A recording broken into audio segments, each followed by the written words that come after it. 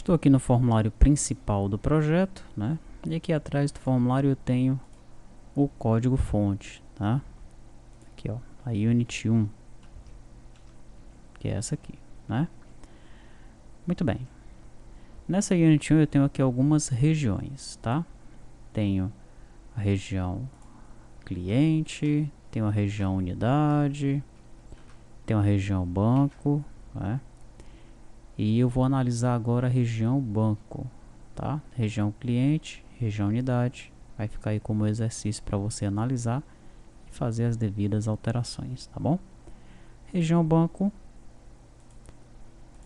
Eu tenho aqui um menu item 1 clique, menu item 2 clique, menu item 3 clique, consultar 2 clique e pronto, são esses os métodos, né? Que métodos são esses? São os métodos vinculados a esse pop-up menu 2 aqui, ó, que é o do banco, tá? Então, inserir. Inserir é o menu item 1, ó. Alterar é o 2. Excluir é o 3. E o consultar é o consultar, tá? Então, vamos pela ordem aqui. Primeiro, o inserir. O que é que eu faço aqui quando eu quero inserir um banco? Primeiro, eu instancio um banco VO, né? Aqui tem uma variável banco VO e aqui eu estou instanciando ele. Daí, com esse banco aqui, ó, eu atribuo para os seus atributos o que existem nos edits, né? Pego o texto do edit código banco e jogo em código, o texto do nome do banco jogo em nome e o texto da URL jogo em URL. Daí eu chamo esse tPersistência, né? Chamo o método inserir desse tPersistência passando o objeto banco como parâmetro, tá? Não tem nada de SQL aqui. Não precisei aqui no meu código escrever SQL nenhum, tá? E o que é esse banco VO? Esse banco VO, ele tá aqui, ó. Ele é uma unit, né, que é feita, desenvolvida para representar a tabela no banco de dados, tá? Então, dentro da unit banco VO, eu tenho uma classe, a classe tBancoVO, recebe o mesmo nome da unit, né, com o tzinho na frente. Daí eu tenho aqui os fields, os campos, olha. FID, FCódigo, FNome e FURL, que representam os campos aqui, né? ID, código, nome e URL. O ID é o único que é inteiro, o restante é varchar. Então eu tenho o FD integer e o restante string, tá? E aqui numa região published, né? E nesse caso precisa ser published porque eu vou analisar essas propriedades aqui em tempo de execução via RTTI, tá? Usando Reflection.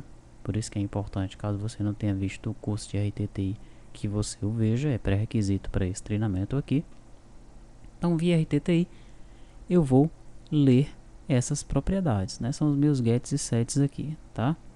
Então, a propriedade id lê e escreve em FID, que é do tipo inteiro. A propriedade código lê e escreve em fcódigo, string. Nome lê e escreve em fnome e URL lê e escreve em FURL. Legal? Esse então é o meu VO relacionado ao banco. Voltando para a Unity 1. No momento de inserir, eu realizo esse procedimento. No momento de alterar, eu também instancio um novo banco. Daí eu pego o ID do banco do registro que está selecionado, tá? Nesse momento vai ter um registro selecionado aqui, ó. Então, para eu alterar, eu tenho que primeiro ter consultado. Legal? A lógica dessa aplicação é assim, né? Evidentemente, numa aplicação para produção, nós vamos realizar todos os procedimentos necessários para que o usuário ele possa consultar, inserir, alterar a qualquer momento, né? Dentro da lógica que nós vamos criar na nossa aplicação. No caso dessa aqui, o usuário tem que antes colocar um certo filtro aqui, consultar, com os dados que aparecem na grid, ele seleciona o que quer alterar, daí ele coloca o nome que quer alterar aqui, ó, né? Porque em nome eu recebo o que tem no edit filtro, legal? E ele consegue alterar apenas o nome do banco, só isso. Tranquilo? É assim que funciona aqui. Então depois que eu faço isso tudo, eu chamo o método atualizar lá do tPersistência, né? Esse tPersistência aqui é o meu ORM. Já já nós vamos estudar, tá bom? É o que vai se transformar em T2TI-ORM, né? Lá no treinamento T2TI-RP, no projeto T2TI-RP, tá? Aqui nesse treinamento ele é chamado de tPersistência, tá bom? Daí eu tenho aqui um método para exclusão. Eu também instancio um banco, aqui ó.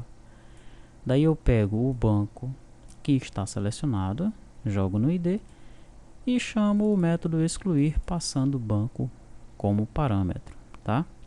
E no consultar, como é que eu faço? No consultar, eu tenho a variável banco novamente e tenho um source, né, que é um tDataSource, tá? Instancio o banco, instancio o dataSource.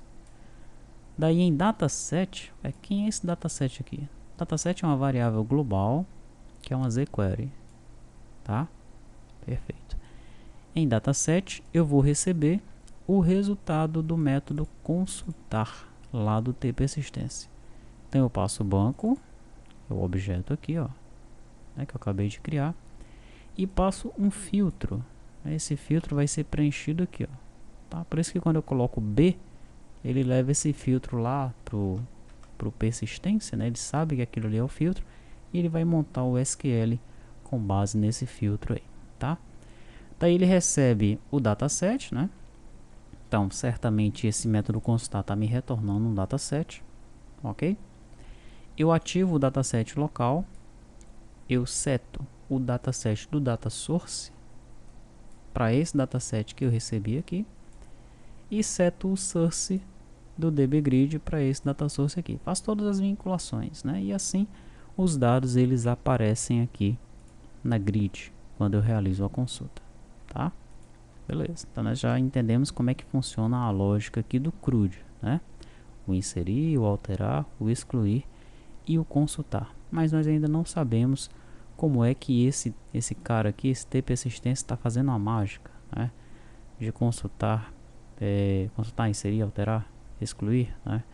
De acordo com o objeto que ele recebe. Porque isso funciona para o banco, mas funciona também para o cliente. Você vai observar que no caso do cliente nós vamos chamar os mesmos métodos, inserir, atualizar, excluir, e ele vai saber que o cara é um cliente e vai trabalhar na tabela cliente, tá? Então como é que esse persistência sabe disso, tá? Legal, lembrando que o cliente aqui fica aí como exercício para você, tá? Tanto o cliente como essa unidade aí, tá bom? Legal, então aqui já vimos como é que funciona a região banco, né? Nas próximas videoaulas nós vamos avançar para compreender, né, na plenitude como é que funciona o ORM desenvolvido aqui.